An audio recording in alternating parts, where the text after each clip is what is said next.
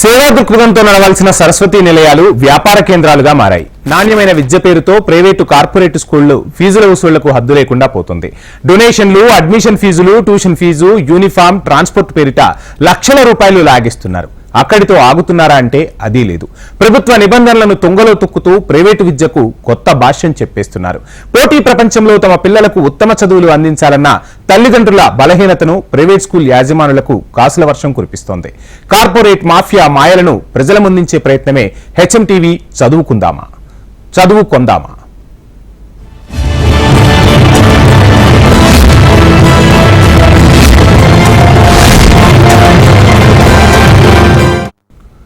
Hyderabad private corporate స్కూళ్లలో ఫీజుల వసూలుపై string operation చేపట్టిన హెచ్ఎంటీవీ టీంకు రోజుకో కొత్త స్కీమ్లు, స్కామ్లు ఎదురవుతున్నాయి. ఫీజుల వసూళ్లకు స్కూల్ యజమానులు రకరకాల స్కీమ్లను ప్రవేశపెడుతున్నారు. స్కూల్ ఫీజు ఒకేసారి కడితే కొంత డిస్కౌంట్, ఇన్స్టాల్మెంట్లలో కడితే అదనంగా బాదుడే బాదుడు. ఇదంతా ఒక ఎత్తైతే రాష్ట్రంలో పేరు మోసిన ఓ కార్పొరేట్ విద్యాసంస్థ ఆ బ్రాంచ్ స్కూల్ అయితే ఏకంగా బిల్డింగ్ నిర్మాణంలో ఉండగానే అడ్మిషన్స్ చేపట్టడం మరో ఎత్తు. పర్మిషన్ ఉందా అని అడిగితే అదంతా మీకు అనవసరం అంటూ హెచ్ఎంటీవీ ప్రతినిధిపై స్కూల్ ప్రిన్సిపల్ మాటల దాడి చేశారు. ప్రైవేటు పాఠశాలల బరితెగింపునకు నిదర్శనంగా ఈ దృశ్యం కనిపిస్తోంది.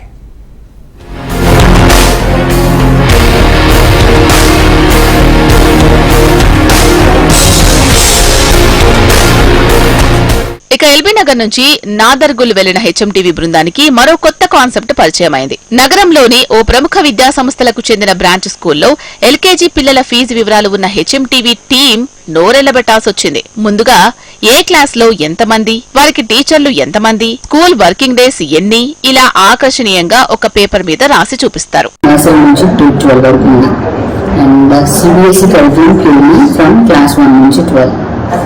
And Cambridge for pre-primary. Okay. Pre-primary, nursery, LKG and UKG. So we have these two curriculums. Timings Monday to Friday are working days for pre-primary. Only 5 days ఉంటుంది. Saturday, Sunday ఉండదు. నర్సరీ నుంచి UKG వరకు. Okay, 1 to 12 వాళ్ళకి Monday to Saturday class 5 కదా. 5 and 12 నుంచి Monday to Saturday working ఉంటుంది sir. 6 days ఉంటుంది వీళ్ళకి. Second and fourth Saturday will be. Timings for pre primary 8:30 to 12:15. 12:15. Okay, madam. For 5th class 8:30 to 3:15 sir. వీళ్ళకి half day ఉంటుంది యూపీజీ వరకు. Class 1 నుంచి full day timings 8:30 to 3:15 ఉంటుంది sir. So out of this వీళ్ళ ఇక్కడ mother teacher concept ఉంటుంది. అంటే single teacher వాళ్ళకి ఏదైతే మెయిన్ సబ్జెక్ట్స్ ఉంటాయో ఇంగ్లీష్, మ్యాథ్స్, ఇంగ్లీష్ ఉంటాయి. సో ఇవి మదర్ టీచర్ చూసుకుంటారు ఉన్న టైం. ఇక్కడ వీళ్ళకి క్లాస్ 5 వాళ్ళకి 8 పీరియడ్స్ ఉంటాయి. సో అవుట్ ఆఫ్ దిస్ వీళ్ళకి అకాడమిక్స్ సబ్జెక్ట్స్ ఉంటాయి. ఆల్టర్నేటివ్ బేసిస్ లో కరిక్యులర్స్ కూడా ఇస్తారు. ఇక్కడ వరకు అంతా బాగానే ఉన్నా ఇక అసలు విషయం అదే ఫీజు వరకు వస్తే ఎల్కేజీ విద్యార్థికి ఎంత చెల్లించాలో వాళ్ళు చెప్పిన వివరాలు వింటే కళ్ళు బయర్లు కమ్మాల్సిందే. ఇంకా సొంత అన్న, తమ్ముడు, అక్క, చెల్లెలు అయితే కొంత డిస్కౌంట్ కూడా ఉంటుంది. కజిన్స్ అయితే అది కూడా ఉండదని ఆఫర్ ఇస్తున్నారు స్కూల్ ప్రతినిధి. ఇది కేవలం స్కూల్ అకాడమిక్ ఫీజు మాత్రమేనట. ఇంకా బుక్స్, స్టేషనరీ, ట్రాన్స్పోర్ట్ కోసం అదనంగా చదివించుకోవాల్సిందే. అంటే ఈ స్కూల్లో ఎల్కేజీ చదవాలంటే దాదాపు అక్షరాల 1,50,000 చెల్లించుకోవాలి.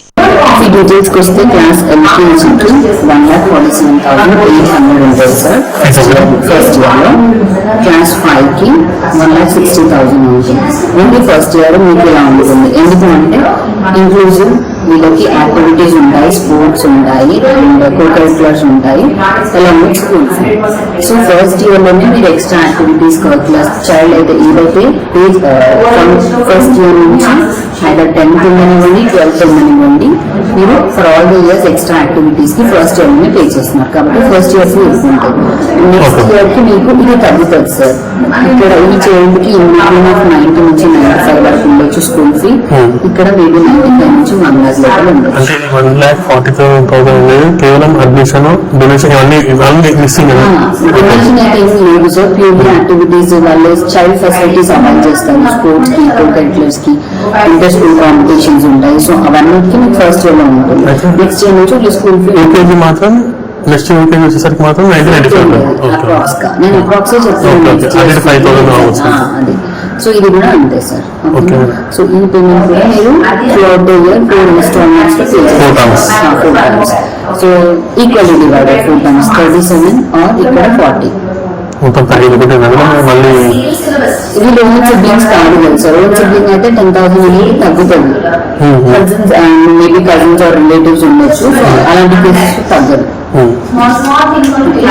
So apart from this transportation books separate గా ఉంటుంది. సపరేట్ ఇక్కడ దొరుకుతాయి బయట స్కూల్ బుక్స్ మీకు వెండర్ వస్తారు స్కూల్లో. సో పర్సన్ దగ్గర బై చేయొచ్చు. ఓకే. బుక్స్ యూనిఫామ్ కి మేబీ 10 or 12,000 అవుతుంది. ఓకే. సో ట్రాన్స్పోర్టేషన్ కి మీకు మాక్సిమం డిస్టెన్స్ కిలోమీటర్స్ మీద డిపెండ్ ఉంటుంది. ఒకవేళ స్కూల్ నుంచి ఆఫ్ చేసుకుంటే ఇది మ్యాండేటరీ ఏం కాదు. ట్రాన్స్పోర్ట్ ఇయర్లీ ఉంటుందా లేకుంటే ఇయర్లీనే ఉంటుంది సార్. Yearly 3 times.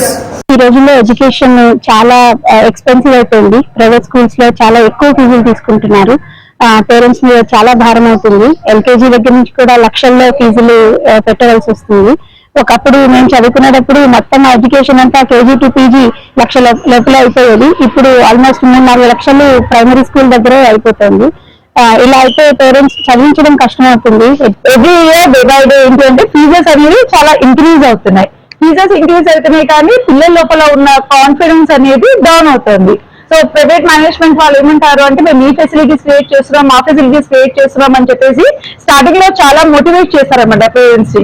పేరెంట్స్ ఆ మోటివేషన్ కి అట్రాక్ట్ అయిపోయి ఫీజెస్ అనేవి పే చేస్తున్నారు. ఇప్పటి వరకు చూసిన స్కూళ్ల సంగతి ఒక ఎత్తైతే ఇప్పుడు మనం చూసే స్కూల్ టాలెంట్, అక్కడి సిబ్బంది పర్ఫార్మెన్స్ వేరే లెవెల్లో ఉంది. ఒక సినిమాలో బిల్డింగ్ ఉండదు కానీ పర్మిషన్ కావాలని విలన్ బ్యాచ్ అధికారులను బ్లాక్ మెయిల్ చేస్తుంది. అక్కడ బిల్డింగ్ ఉన్నట్లు రాసి అనుమతి ఇవ్వాలని డిమాండ్ చేస్తుంది. ఇదిగో ఇప్పుడు మనం చూడబోతుంది సేమ్ టు సేమ్ అలాగే ఉంటుంది. కార్పొరేట్ స్కూల్స్ అరాచకాలకు ఇది పరాకాష్ట అంటే అది కూడా తక్కువేనేమో అనిపిస్తుంది. విద్యారంగంలో అగ్రగామి సంస్థగా చెప్పుకునే సదరు సంస్థ చందానగర్ లో ఒక కొత్త బ్రాంచ్ ను ఓపెన్ చేస్తోంది. ఆలు లేదు చూలు లేదు. కొడుకు పేరు సోమలింగం లాగా ఇక్కడ బిల్డింగ్ ఇంకా నిర్మాణ దశలోనే ఉండగానే అడ్మిషన్స్ నిర్వహిస్తున్నారు. స్కూల్ కు పర్మిషన్స్ కూడా ఇంకా రాలేదని తెలుస్తోంది. కొత్త స్కూల్ కదా, ఫీజులు తక్కువగా ఉంటాయనుకుంటే అదీ లేదు.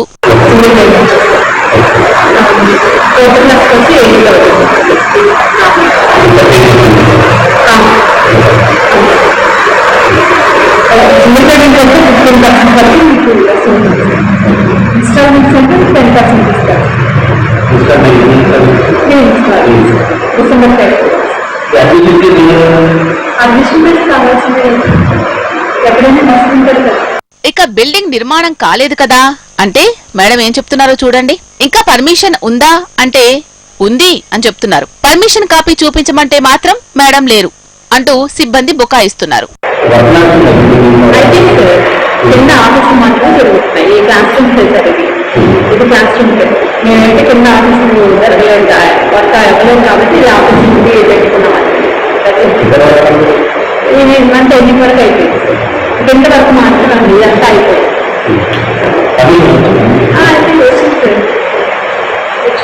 అన్నీ అయిపోయాయి. పర్మిషన్స్ బిల్డింగ్ పర్మిషన్ వచ్చింది, స్కూల్ పర్మిషన్ వచ్చింది. పర్మిషన్ వచ్చేది స్టార్ట్ చేశాను సార్. స్కూల్ పర్మిషన్ వచ్చేది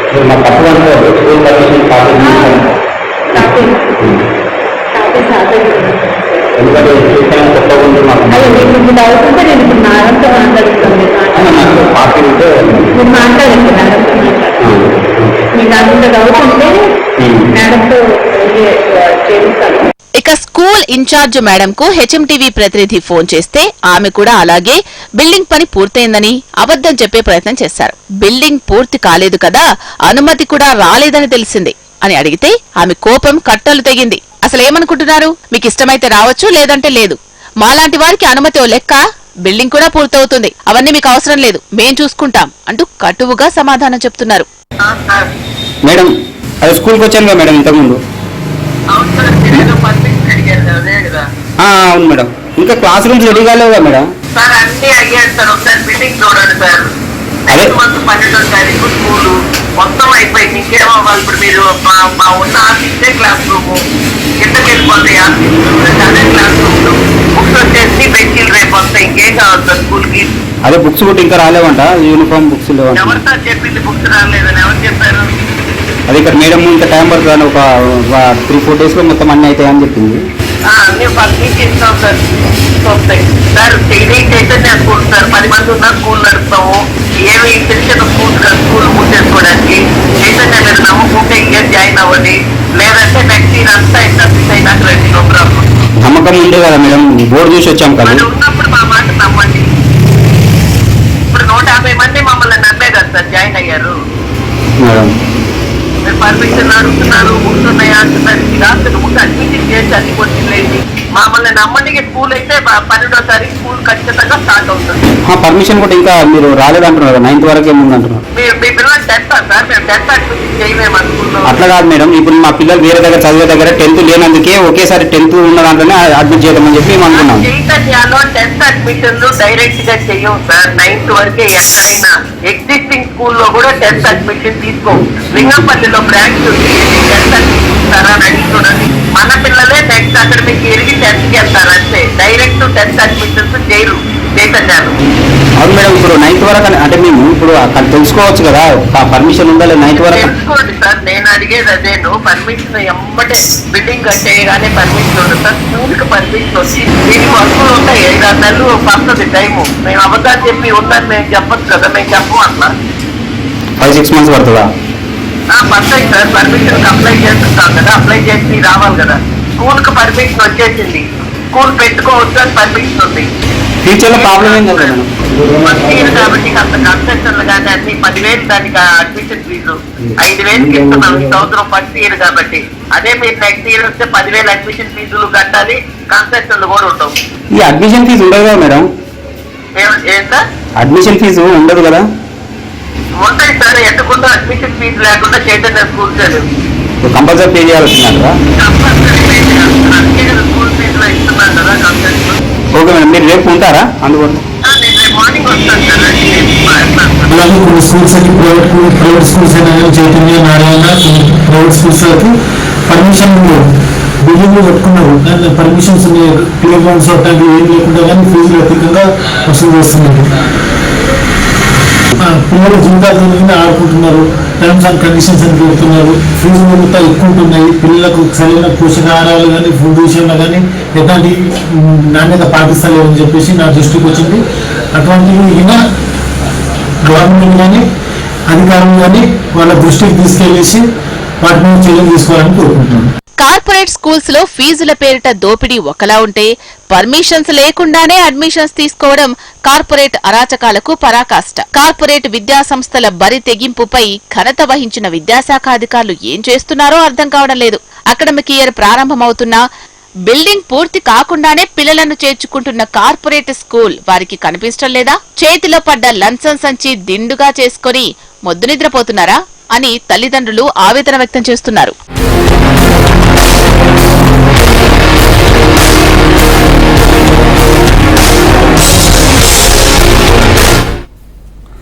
చూశారు కదా, ఇది కార్పొరేట్ స్కూల్లో ఫీజుల దందా. ఒక్కో స్కూల్లో లక్షలకు లక్షలు ఫీజులు గుంజుతూ మరో స్కూల్ బిల్డింగ్ నిర్మాణం పూర్తి కాకుండానే అడ్మిషన్లు ప్రారంభించింది. ఇదిలా ఉంటే ప్రైవేట్ స్కూళ్లు ఏటేటా ఇష్టం వచ్చినట్లు పెంచేస్తున్న ఫీజుల దందాను రేపటి ఎపిసోడ్లో మీ ముందుకు తీసుకొస్తుంది మీ హెచ్ఎం టీవీ. చదువుకుందామా చదువుకుందామా ఆలోచించాల్సింది మీరే. కార్యక్రమంలో మళ్లీ రేపు కలుసుకుందాం.